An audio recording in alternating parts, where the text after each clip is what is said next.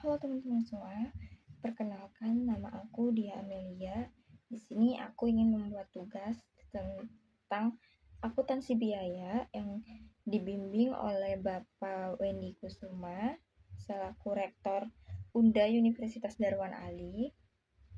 Di sini aku ingin menjelaskan pertemuan 9, yaitu apa sih itu instrumen kebijakan moneter. Di sini saya ingin membawa kalian untuk memahami apa sih itu instrumen kebijakan moneter yang digunakan oleh bank sentral untuk menjaga stabilitas ekonomi. Selanjutnya, apa itu kebijakan moneter? Kebijakan moneter adalah langkah-langkah yang diambil oleh bank sentral untuk mengendalikan jumlah uang beredar dan suku bunga demi mencapai tujuan ekonomi tertentu. Nah, di sini terbagi menjadi 3. Yang pertama ada mengatur inflasi, yaitu menjaga stabilitas harga barang dan jasa agar daya beli masyarakat tetap terjaga. Yang kedua, yaitu ada mendorong pertumbuhan ekonomi, menciptakan lingkungan yang kondusif untuk investasi dan menciptakan lapangan kerja. Yang ketiga, ada stabilitas sistem keuangan, yaitu memastikan bank dan lembaga keuangan lainnya beroperasi dengan sehat dan efisien. Next.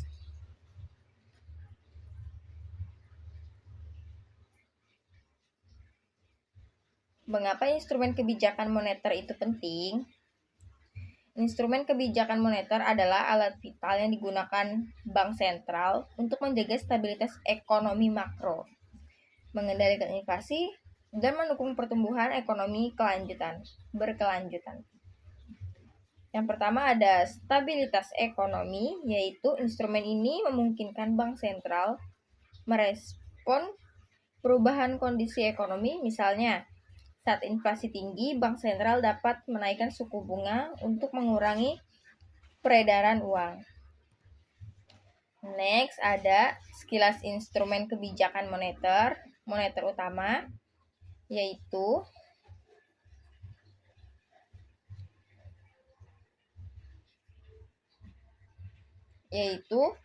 bank sentral memiliki beberapa instrumen utama untuk mempengaruhi perekonomian.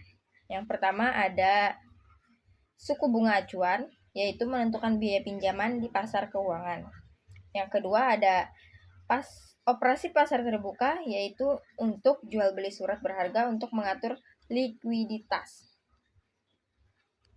Yang ketiga ada giro wajib minimum, yaitu presentasi dana yang harus disimpan bank di bank sentral. Next ada instrumen 1, yaitu suku bunga acuan atau BI rate garis miring BI 7DRR. Setahu saya BI itu Bank Indonesia ya teman-teman. Nah, di sini suku bunga acuan saat ini BI rate sebelumnya adalah BI 7DRR adalah instrumen utama Bank Indonesia untuk mengendalikan inflasi. Ini adalah suku bunga yang ditetapkan oleh Bank Sentral sebagai referensi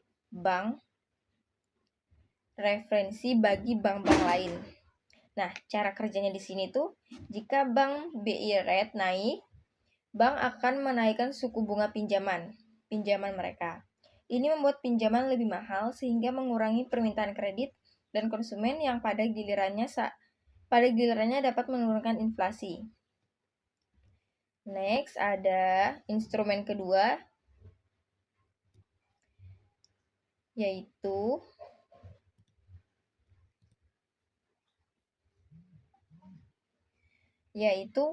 operasi pasar terbuka atau OPT.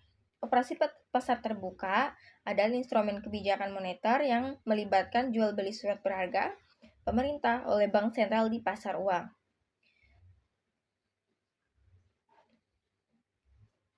Saat bank sentral menjual surat berharga, likuiditas di pasar akan berkurang, mendorong kenaikan suku bunga. Sebaliknya, saat bank sentral membeli surat berharga, likuiditas akan bertambah, mendorong penurunan suku bunga. Next, kita ada instrumen ketiga yaitu Giro Wajib Minimum atau GWM. Giro Wajib Minimum ini adalah ketentuan yang mengharuskan bank umum menyisihkan sebagian dana nasabah dalam bentuk giro di bank sentral.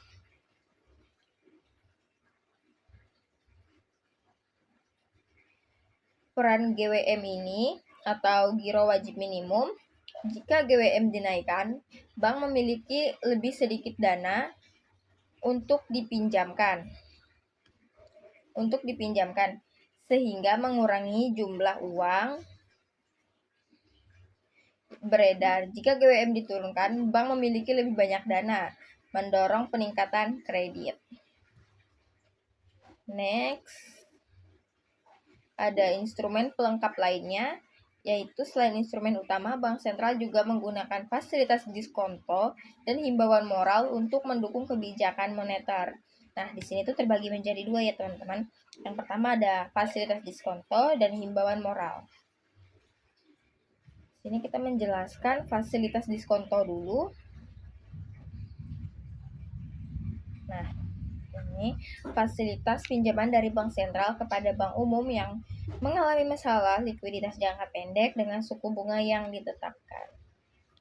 Yang kedua ada himbauan moral, yaitu imbauanan atau ajakan dari bank sentral kepada bank umum dan pelaku ekonomi untuk mengikuti kebijakan tertentu tanpa ada sanksi hukum. Next,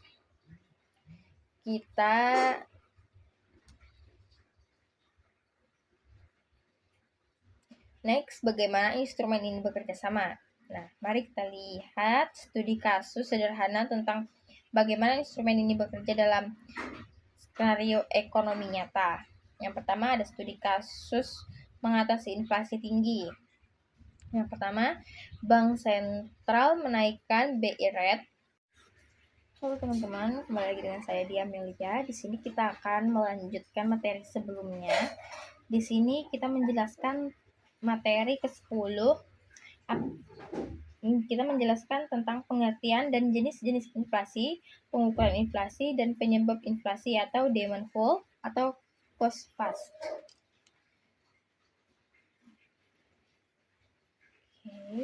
Apa sih itu inflasi? Definisi dan karakteristik utamanya. Ya, yang pertama ada inflasi adalah kenaikan harga barang dan jasa secara umum dan terus-menerus dalam jangka waktu tertentu. Hal ini menyebabkan daya beli uang menurun. Inflasi dapat mempengaruhi berbagai aspek kehidupan ekonomi. Nah, di sini tuh terbagi menjadi 3 ya teman-teman. Yang pertama ada kenaikan harga umum, yang kedua terus-menerus, yang ketiga ada menurunnya daya beli. Yang pertama kita akan menjelaskan tentang kenaikan harga umum, yaitu tidak hanya satu atau dua barang, tapi sebagian besar harga naik. Nah, contohnya itu seperti BBM, beras, minyak goreng ya teman-teman, dan masih banyak lainnya. Harga-harga barang yang naik-naik, yang susah-susah, yang naik tapi susah turun gitu loh. Seperti itu kalau inflasi. Nah, yang kedua ada terus-menerus, bukan kenaikan sesaat tapi berkelanjutan dalam periode tertentu. Nah, sama seperti halnya tadi. Contohnya itu kayak beras tadi ya teman-teman. Nah, beras itu jikalau sudah harganya naik dalam 1 kilonya itu misalkan 15.000, naik jadi 16.000, terus nanti lama-kelamaan dia bakalan naik jadi 12.000, entah 12.500 gitu. Nah, kalau untuk harganya menurun itu susah sekali teman-teman. Yang ketiga ada penurunan daya beli. Dengan jumlah uang yang sama, kita mendapatkan barang lebih sedikit. Next, jenis-jenis inflasi berdasarkan sumber dan tingkat keparahan. Inflasi dapat diklasifikasikan berdasarkan berbagai kriteria, membantu kita memahami sifat dan dampaknya. Yang pertama ada berdasarkan tingkat keparahan, yaitu inflasi rendah, kurang lebih 10%, terkendali, dan kadang dianggap sehat untuk ekonomi. Inflasi sedang 10-30% mulai berdampak negatif, daya beli menurun. Yang ketiga ada inflasi tinggi 30-100% sangat-sangat merusak ekonomi, kepercayaan terhadap mata uang hilang. Yang keempat ada hiperinflasi, yaitu lebih dari 100%, situasi ekstrim, mata uang nyaris tak bernilai. Yang kedua, yang selanjutnya ada berdasarkan sumber penyebab. Yang pertama ada demand fall, yaitu permintaan agen melebihi pasokan. Yang kedua ada cost push, kenaikan biaya produksi. Yang ketiga ada import inflation, kenaikan harga barang impor. Yang keempat ada market inflation, gabungan beberapa faktor. Next, yaitu di sini ada kurva ya teman-teman. Pengukuran inflasi, indeks harga konsumen atau IHK, dan metode lainnya. Bentar, aku akan jelasin ini. Mengukur inflasi, kita menggunakan indeks harga yang membandingkan harga sekeranjang barang dan jasa dari waktu ke waktu. Di sini tuh ada indeks harga konsumen atau IHK adalah metode paling umum. IHK menghitung perubahan rata-rata harga barang dan jasa yang dikonsumsi rumah tangga. Indeks harga perdagangan besar yaitu IHPB mengukur perubahan harga pada tingkat grosir. Deflator PDB mengukur perubahan harga semua barang dan jasa yang diproduksi dalam suatu perekonomian. Nah, gini teman-teman. Contohnya dari tahun 2019 ke tahun 2023. Nah, di sini kita ambil contoh itu harga beras ya, teman-teman. Misalkan harga berasnya di sini tuh di 1 kilonya adalah 0,02%. Ini misalkan ya, teman-teman. Nah, kalau harganya murah segitu, otomatis pembelian itu akan naik ya, teman-teman. Nah, kalau misalkan harganya itu semakin mahal, maka permintaan juga semakin menurun. Next, mengapa inflasi terjadi? Yaitu untuk memahami akar permasalahan. Yang pertama ada uang beredar terlalu banyak, yaitu peningkatan jumlah uang yang beredar melebihi pertumbuhan output real. Yang kedua ada permintaan agregat tinggi, yaitu masyarakat memiliki daya beli tinggi dan pemerintah melebihi penawaran. Yang ketiga ada kenaikan biaya produksi, yaitu harga bahan baku, upah, atau energi meningkat, mendorong harga jual. Yang keempat ada faktor eksternal,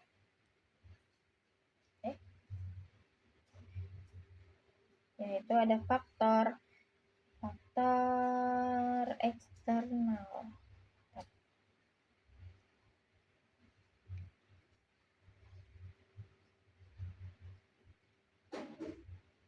Faktor eksternal yaitu perubahan harga komoditas global, yaitu nilai tukar mata uang atau kebijakan impor. Next, ada inflasi tarikan permintaan atau demand pull inflation, ketika permintaan melonjak. Nah, jenis inflasi ini terjadi ketika total permintaan barang.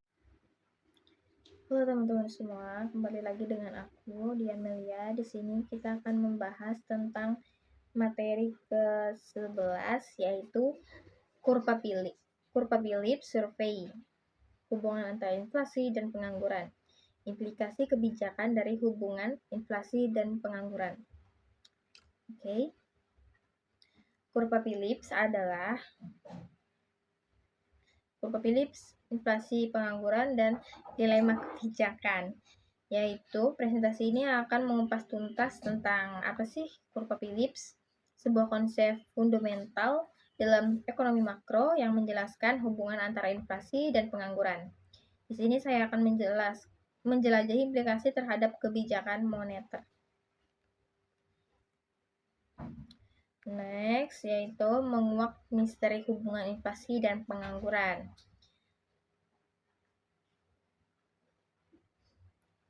Sejak Arthur Phillips mengamati pola ini di Inggris, Kurva Phillips telah menjadi alat penting bagi ekonomi dan membuat kebijakan. Kita akan memulai perjalanan untuk memahami dasar-dasar dan bagaimana konsep ini telah berevaluasi.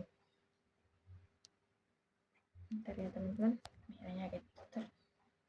Yang pertama, awal mulanya, yaitu pengamatan Emily Phillips tentang hubungan terbaik antara tingkat pengangguran dan tingkat perubahan upah nominal. Yang kedua ada dilema kebijakan, yaitu implikasi bagi pemerintah dan bank sentral dalam mengelola stabilitas ekonomi makro. Yang ketiga ada relevasi global, yaitu bagaimana kurva Phillips diterapkan dan diperdebatkan di berbagai konteks ekonomi dunia. Next, yaitu ada kurva Phillips jangka pendek atau trade-off yang tampak nyata. Dalam jangka pendek, kurva Phillips menunjukkan adanya trade-off yang jelas. Untuk menurunkan pengangguran, pemerintah mungkin harus menerima tingkat inflasi yang lebih tinggi dan sebaliknya. Kalau inflasi rendah, pengangguran akan tinggi. Kalau sebaliknya itu inflasi tinggi, maka pengangguran rendah. Di atas. Nah, di samping ini teman-teman ada namanya grafik mengilustrasikan hubungan terbalik ini, di mana peningkatan inflasi cenderung disertai dengan penurunan tingkat pengangguran dan sebaliknya. Next. Apa sih peran permintaan argen dan ekspektasi upah? Yang pertama ada permintaan argen, yaitu peningkatan permintaan argen mendorong pertumbuhan ekonomi, mengurangi pengangguran, tetapi juga memicu kenaikan harga. Yang kedua ekspektasi upah, yaitu bekerja menuntut upah lebih tinggi saat inflasi naik, meningkatkan biaya produksi dan inflasi lanjut. Yang ketiga ada kapasitas produksi, yaitu saat ekonomi mendekati kapasitas penuh, peningkatan pemerintah hanya akan menaikkan harga, bukan produksi atau lapangan kerja. Hubungan ini kompleks dan dipengaruhi oleh bagaimana individu dan perusahaan merespon perubahan harga dan peluang kerja di pasar. Next, tingkat pengangguran alami atau NAIRU. NAIRU. Dalam jangka panjang, kurva Phillips menjadi vertikal pada tingkat pengangguran alami atau NAIRU tadi. Artinya, upah untuk mempertahankan pengangguran di bawah NAIRU hanya akan menyebabkan inflasi yang terus-menerus meningkat tanpa mengurangi pengangguran secara permanen. Nah, yang pertama ada NAIRU, yaitu tingkat pengangguran di mana inflasi tidak berelaksasi atau melambat.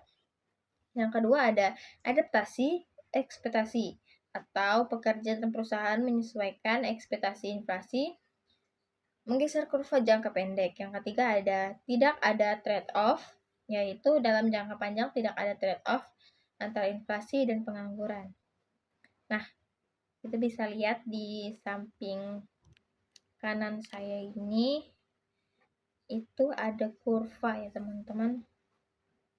Nah, itu adalah konsep NAIRU sangat penting untuk memahami batas-batas kebijakan ekonomi dan menstimulasi lapangan kerja tanpa memicu inflasi yang tidak terkendali.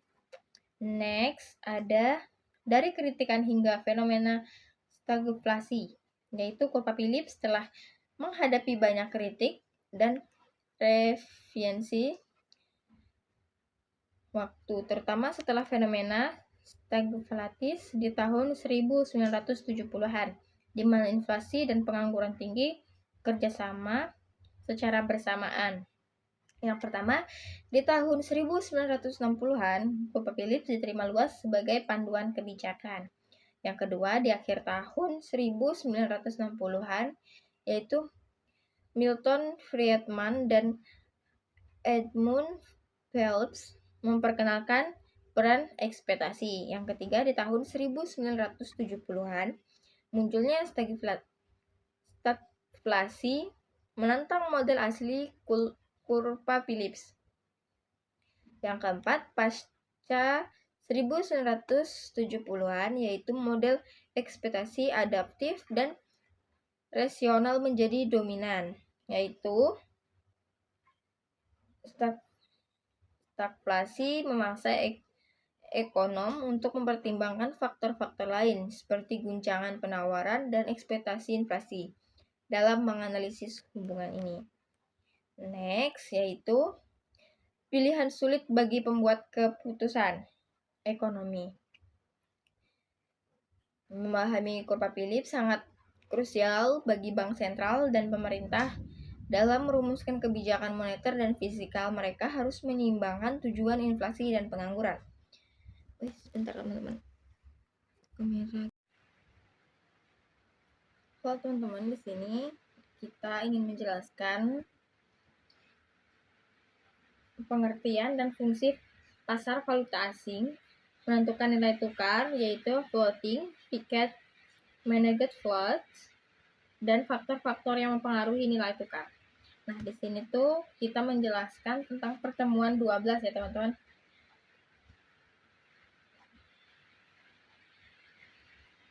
Apa sih itu pasar valuta asing atau yang disebut dengan forex? Nah, pasar valuta asing adalah jaringan global tempat mata uang diperdagangkan. Ini adalah pasar keuntungan besar dan paling liquidity di dunia, memfasilitasi pertukaran mata uang untuk tujuan perdagangan, investasi, dan spekulasi. Next, fungsi kunci pasar valuta asing dalam ekonomi global. Yang pertama ada fasilitas perdagangan internasional. Kedua ada lindung nilai atau hedging. Yang ketiga ada spekulasi. Nah, yang pertama kita akan menjelaskan yaitu fasilitas perdagangan internasional, yaitu kemungkinan perusahaan menukarkan mata uang untuk pembayaran barang dan jasa lintas batas. Yang kedua ada lindung nilai atau hedging, yaitu melindungi investor dan perusahaan dari risiko fluktuasi nilai tukar yang tidak terduga. Yang ketiga ada spekulasi, yaitu memberi peluang bagi pelaku pasar untuk mendapatkan keuntungan dari pergerakan harga mata uang. Next, apa sih itu sistem penentuan nilai tukar atau tetap, tiket versus pengembang atau floating? Yang pertama,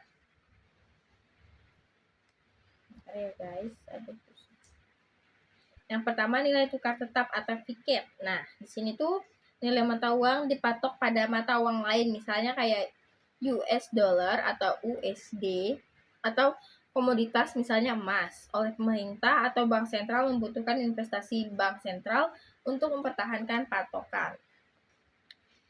Yang satunya ada nilai tukar mengambang atau floating.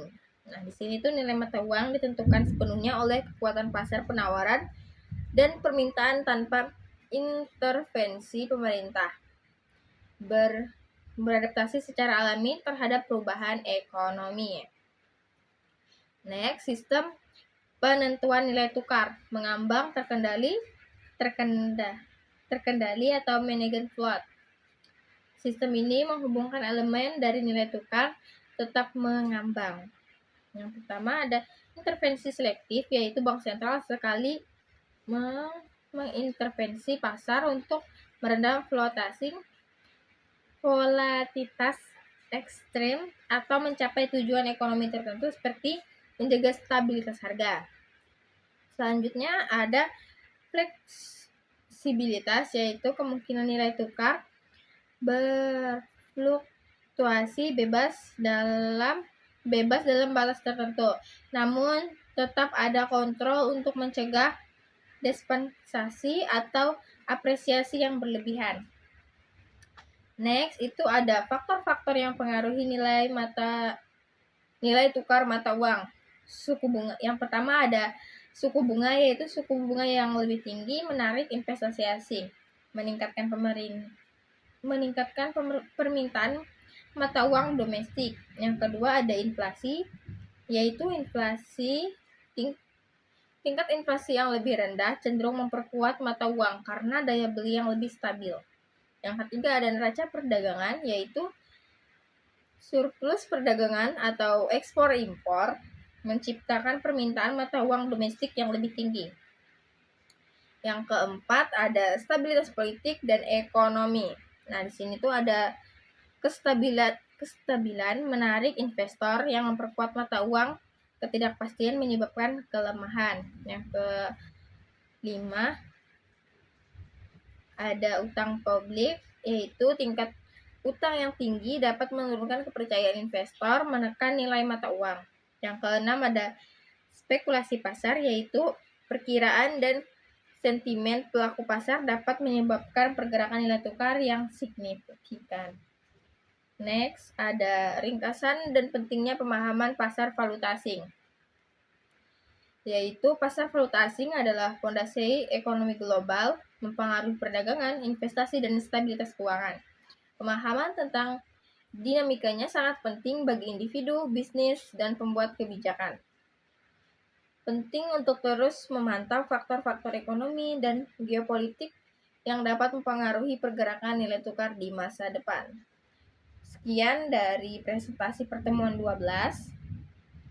Terima kasih. Bye. Halo teman-teman semua. Di sini kita akan menjelaskan tentang pertemuan 13 ya teman-teman, yaitu dampak perubahan nilai tukar terhadap perekonomian. Di sini kita tuh akan menjelaskan bagaimana fluktuasi nilai tukar mata uang mempengaruhi berbagai aspek fundamental dalam perekonomian global dan domestik. Next, memahami nilai tukar, yaitu definisi dan mekanismenya. Nilai tukar adalah harga suatu mata uang dalam satuan mata uang lainnya. Ini adalah indikator penting kesehatan ekonomi suatu negara, mempengaruhi perdagangan, investasi, dan inflasi. Di sini terbagi menjadi 4, yaitu nilai tukar mengambang, ditentukan oleh kekuatan pasar, penawaran, dan permintaan. Yang kedua ada nilai tukar tetap, dipatok ke mata uang lain atau komoditas tertentu. Yang ketiga ada depresiasi, yaitu penurunan nilai mata uang domestik relatif terhadap mata uang asing. Yang keempat ada apresiasi, yaitu peningkatan nilai mata uang domestik relatif terhadap mata uang asing. Next, pengaruh nilai tukar terhadap sektor perdagangan internasional terbagi menjadi 3 bagian, yaitu dampak pada ekspor, kedua ada dampak pada impor, yang ketiga ada neraca perdagangan. Yang pertama, dampak pada ekspor yaitu depresiasi mata uang membuat produk ekspor lebih murah bagi pembeli asing, meningkatkan daya saing dan volume ekspor. Yang kedua ada dampak pada impor, yaitu apresiasi mata uang membuat produk impor lebih murah, mendorong peningkatan impor dan berpotensi mempengaruhi induk domestik. Yang ketiga ada neraca perdagangan. Depresiasi cenderung memperbaiki neraca perdagangan atau surplus, sementara apresiasi dapat memburuknya atau defisit. Next, ada dampak nilai tukar terhadap inflasi dan daya beli, yaitu perubahan nilai tukar memiliki efek langsung pada harga barang dan jasa, terutama yang impor. Yang pertama ada depresiasi, barang impor menjadi lebih mahal, menekan biaya produksi dan mendorong inflasi atau imported inflation. Yang kedua ada apresiasi, yaitu barang impor menjadi lebih murah, membantu menahan laju inflasi dan meningkatkan daya beli konsumen. Next ada fluktuasi nilai tukar, yaitu risiko dan peluang bagi investasi asing.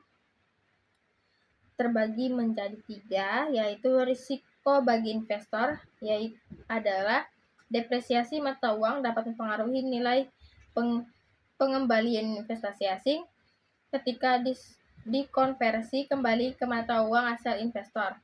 Yang kedua ada Peluang investasi yaitu mata uang yang melemah dapat menarik investor asing karena domestik menjadi lebih murah untuk diakuisisi. Yang ketiga ada dampak pada VID.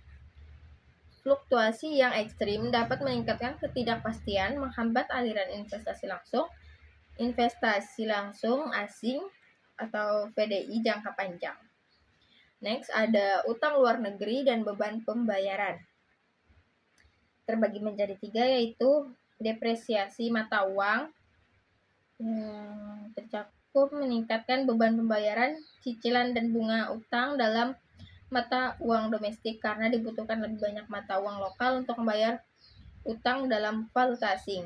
Yang kedua ada apresiasi mata uang yaitu meningkatkan beban pembayaran utang luar negeri karena lebih sedikit mata uang domestik yang dibutuhkan untuk melunasi utang dalam valuta asing. Yang ketiga ada risiko gagal bayar, yaitu depresiasi yang tajam dapat memicu krisis utang dan meningkatkan risiko gagal bayar, terutama bagi negara porsi utang luar negeri yang besar.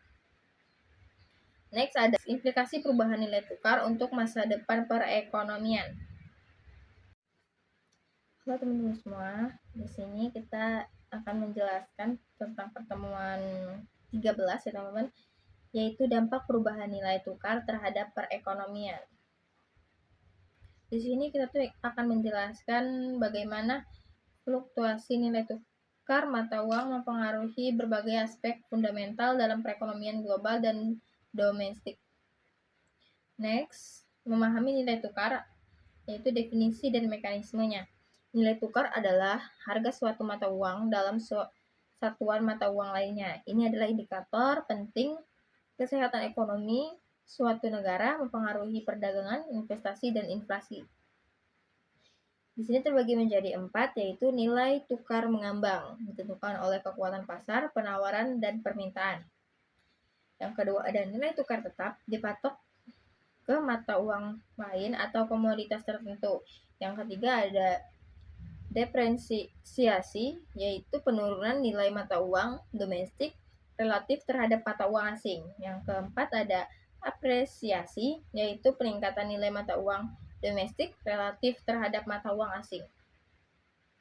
Next, pengaruh nilai tukar terhadap sektor perdagangan internasional terbagi menjadi 3 bagian, yaitu dampak pada ekspor, kedua ada dampak pada impor, yang ketiga ada neraca perdagangan. Yang pertama, dampak pada ekspor yaitu depresiasi mata uang membuat produk ekspor lebih murah bagi pembeli asing, meningkatkan daya saing dan volume ekspor. Yang kedua ada dampak pada impor yaitu apresiasi mata uang membuat produk impor lebih murah, mendorong peningkatan impor dan berpotensi mempengaruhi induk domestik. Yang ketiga ada neraca perdagangan. Depresiasi cenderung memperbaiki neraca perdagangan atau surplus, sementara apresiasi dapat memburuknya atau defisit. Next, ada dampak nilai tukar terhadap inflasi dan daya beli, yaitu perubahan nilai tukar memiliki efek langsung pada harga barang dan jasa, terutama yang impor. Yang pertama ada depresiasi, barang impor menjadi lebih mahal, menekan biaya produksi dan mendorong inflasi atau imported inflation. Yang kedua ada apresiasi, yaitu barang impor menjadi lebih murah, membantu menahan laju inflasi dan meningkatkan daya beli konsumen. Next ada fluktuasi nilai tukar, yaitu risiko dan peluang bagi investasi asing. Terbagi menjadi 3, yaitu risiko bagi investor, yaitu adalah depresiasi mata uang dapat mempengaruhi nilai pengembalian investasi asing ketika dikonversi kembali ke mata uang asal investor. Yang kedua ada peluang investasi, yaitu mata uang yang melemah dapat menarik investor asing karena domestik menjadi lebih murah untuk diakuisisi. Yang ketiga ada dampak pada VID. Fluktuasi yang ekstrim dapat meningkatkan ketidakpastian, menghambat aliran investasi langsung asing atau FDI jangka panjang. Next, ada utang luar negeri dan beban pembayaran. Terbagi menjadi 3, yaitu depresiasi mata uang yang tercakup meningkatkan beban pembayaran, cicilan dan bunga utang dalam mata uang domestik karena dibutuhkan lebih banyak mata uang lokal untuk membayar utang dalam valuta asing. Yang kedua ada apresiasi mata uang, yaitu meningkatkan beban pembayaran utang luar negeri karena lebih sedikit mata uang domestik yang dibutuhkan untuk melunasi utang dalam valuta asing. Yang ketiga ada risiko gagal bayar, yaitu depresiasi yang tajam dapat memicu krisis utang dan meningkatkan risiko gagal bayar, terutama bagi negara porsi utang luar negeri yang besar. Next ada peran kebijakan moneter dan fiskal, yaitu kebijakan moneter. Bank sentral dapat mempengaruhi nilai tukar melalui suku bunga, intervensi pasar, dan kontrol modal. Terus kebijakan fiskal, pemerintah dapat mempengaruhi nilai tukar melalui pengeluaran pemerintah, pajak, defisit, atau surplus anggaran. Next, implikasi perubahan nilai tukar untuk masa depan perekonomian. Pertama ada adaptasi industri, yaitu perusahaan perlu mengembangkan strategi untuk menghadapi volatilitas nilai tukar, termasuk lindung nilai dan diverifikasi pasar. Yang kedua ada stabilitas ekonomi makro, yaitu pemerintah dan bank sentral harus terus menyelaraskan kebijakan untuk menjaga stabilitas nilai tukar dan mencegah guncangan ekonomi. Yang ketiga ada pendidikan keuangan, yaitu meningkatkan literasi keuangan masyarakat akan membantu mereka dalam mengambil keputusan investasi dan konsumsi yang lebih bijak di tengah perubahan nilai tukar. Memahami dinamika nilai tukar sangat penting untuk merumuskan kebijakan yang responsif dan membangun ketahanan ekonomi di masa depan. Sekian dari pertemuan 13 ini. Selanjutnya kita akan jelaskan pertemuan 14 di next video ya teman-teman. Halo teman-teman, kembali lagi dengan aku Dea Amelia. Di sini kita akan menjelaskan pertemuan 14, yaitu tentang jenis-jenis krisis keuangan, penyebab krisis keuangan, dan dampak krisis keuangan terhadap perekonomian. Next, mengapa kita perlu memahami krisis keuangan? Karena krisis keuangan adalah bagian tak terpisahkan dari sejarah ekonomi global. Memahami seluk-beluknya bukan hanya penting bagi para ahli ekonomi, tetapi juga bagi setiap individu dan bisnis. Pengetahuan ini membantu kita mengenali tanda-tanda peringatan dini, memitigasi risiko, dan merumuskan strategi untuk masa depan yang lebih stabil. Next, mengenal berbagai jenis krisis keuangan. Yang pertama ada krisis perbankan, yaitu kegagalan sistem perbankan seringkali dipicu oleh kredit macet, skala besar, atau kepanikan nasabah. Yang kedua ada krisis mata uang, yaitu penurunan nilai tukar mata uang yang drastis menyebabkan ketidakstabilan ekonomi makro. Yang ketiga ada krisis utang, yaitu ketidakmampuan suatu negara atau entitas untuk membayar kewajiban utangnya. Yang keempat ada krisis aset atau gelembung tadi, meningkatkan harga aset secara tidak wajar diikuti oleh penurunan tajam atau pecahnya gelembung. Next, akar masalah, yaitu faktor-faktor pemicu krisis keuangan terbagi menjadi 4, yaitu regulasi longgar, spekulasi berlebihan, utang berlebihan, dan guncangan eksternal. Next, studi kasus atau contoh krisis keuangan global. Yang pertama, krisis keuangan Asia pada tahun 1997 sampai dengan tahun 1998, yaitu dipicu oleh devaluasi baht Thailand menyebabkan efek domino ke seluruh Asia Tenggara. Yang kedua ada krisis finansial global pada tahun 2008, berawal dari krisis subprime mortgage di Asia Tenggara, Asia apa Amerika ya? Dampaknya terasa di seluruh dunia. Yang ketiga ada krisis utang Eropa pada tahun 2010 sampai dengan tahun 2012. Negara-negara Eropa Selatan menghadapi kesulitan membayar utang negara.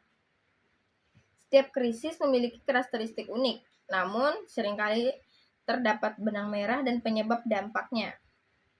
Next, ada gelombang dampak. Efek krisis keuangan pada perekonomian terbagi menjadi 4, yaitu resesi ekonomi, yaitu kontraksi ekonomi yang parah, ditandai dengan penurunan PDB dan peningkatan pengangguran. Yang kedua ada peningkatan pengangguran, perusahaan bangkrut dan PHK massal menjadi konsekuensi langsung. Contohnya itu kayak pas kita di COVID itu ya teman-teman, pada tahun 2021 atau enggak 2020 ya. Nah, itu banyak banget perusahaan-perusahaan yang bangkrut, makanya mereka banyak PHK karyawannya itu PHK massal. Karena negara uang gitu tadi menurun. Karena inflasi ya teman-teman. Yang ketiga ada penurunan konsumsi dan investasi. Kepercayaan pasar anjlok menyebabkan rumah tangga dan bisnis menunda pengeluaran. Yang keempat ada ketidakstabilan sosial. Dampak ekonomi dapat memicu ketegangan sosial dan politik. Next ada meminimalisir resiko, pencegahan dan mitigasi krisis. Yang pertama ada kerjasama global, yaitu koordinasi internasional untuk stabilitas sistem keuangan.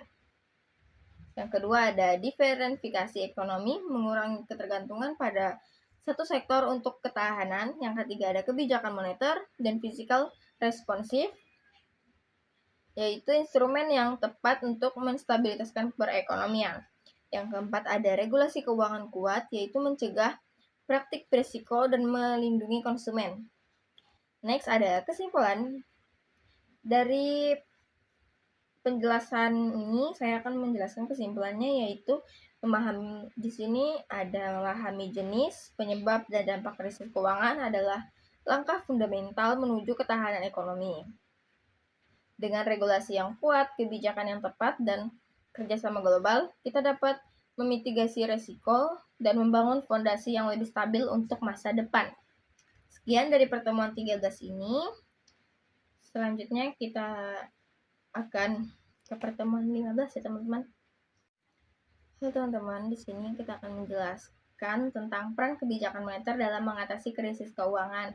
Nah, di sini tuh presentasi terakhir ya teman-teman. Ini pertemuan ke-15. Di sini kita akan menganalisis bagaimana bank sentral menggunakan instrumen kebijakan moneter untuk menjaga stabilitas keuangan dan merespon guncangan ekonomi yang parah. Next, memahami krisis keuntungan dan dampaknya. Krisis keuntungan adalah periode ketidakstabilan parah dalam sistem keuangan ditandai oleh penurunan tajam harga aset, kegagalan lembaga keuangan, kekurangan kredit yang melumpuhkan. Nah, dampaknya meluas ke seluruh ekonomi real. Next, ada instrumen utama kebijakan moneter dalam stabilitas ekonomi. Terbagi menjadi 3, yaitu suku bunga acuan, mengatur biaya pinjaman untuk bank komersial, mempengaruhi investasi dan konsumsi. Yang kedua ada operasi pasar terbuka, membeli atau menjual sekuritas pemerintah untuk mengelola cadangan bank dan suplai uang. Yang ketiga ada giro wajib minimum, yaitu menentukan porsi simpanan yang harus ditahan bank, mempengaruhi dana yang tersedia untuk pinjaman. Next ada respon kebijakan moneter konvensional di masa krisis. Nah, pada masa krisis, bank sentral umumnya menurunkan suku bunga secara agresif dan menyediakan likuiditas. Di sini tuh terbagi menjadi 3. Yang pertama menurunkan suku bunga, Yang kedua, menyediakan likuiditas. Yang ketiga, intervensi pasar. Next, ada kebijakan moneter non-konvensional atau inovasi efektivitas. Terbagi menjadi 3, yaitu pelonggaran kuantitatif atau QA, pembelian aset skala besar untuk menurunkan suku bunga jangka panjang dan meningkatkan likuiditas.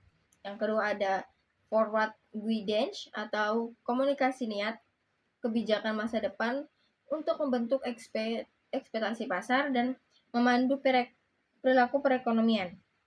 Nah, yang ketiga ada suku bunga negatif, yaitu mendorong bank untuk meminjamkan kelebihan cadangan daripada menyimpannya.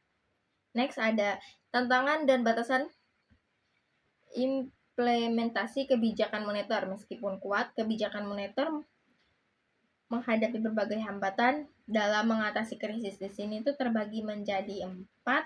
Yang pertama ada batas bawah 0, yang kedua ada risiko inflasi, yang ketiga ada transmisi terbatas, yang keempat ada distorsi pasar. Next ada sinergi kebijakan moneter, fiskal, dan makroprudensial. Nah, di sini tuh terbagi menjadi 3 juga ya, teman-teman. Yang pertama ada kebijakan fiskal, yaitu pengeluaran pemerintah dan perpajakan untuk merangsang ekonomi. Yang kedua ada kebijakan makroprudensial, yaitu mengelola risiko sistem dalam sistem keuangan, mencegah akumulasi gelembung. Yang ketiga ada kebijakan moneter, yaitu mengelola suplai uang, suku bunga, dan likuiditas untuk stabilitas. Next ada kesimpulan dan pelajaran kunci untuk masa depan. Kebijakan moneter adalah garis pertahanan pertama yang vital dalam krisis, namun koordinasi multi kebijakan adalah kunci. Pelajaran kuncinya yaitu fleksibilitas instrumen, kesiapan untuk menggunakan alat konvensional dan non-konvensional. Yang kedua ada koordinasi kebijakan, yaitu sinergi antara moneter, fiskal, dan makroprudensial. Yang ketiga ada pengawasan proaktif, yaitu identifikasi dan mitigasi risiko sebelum krisis memburuk. Sekian dari presentasi saya di pertemuan 15 ini. Saya Diamelia, mohon maaf kalau dalam pembuatan video ini banyak kurangnya dan banyak salahnya ya teman-teman. Sekian dari saya, terima kasih. Thanks all from my presentation. Thank you. Bye bye. See you.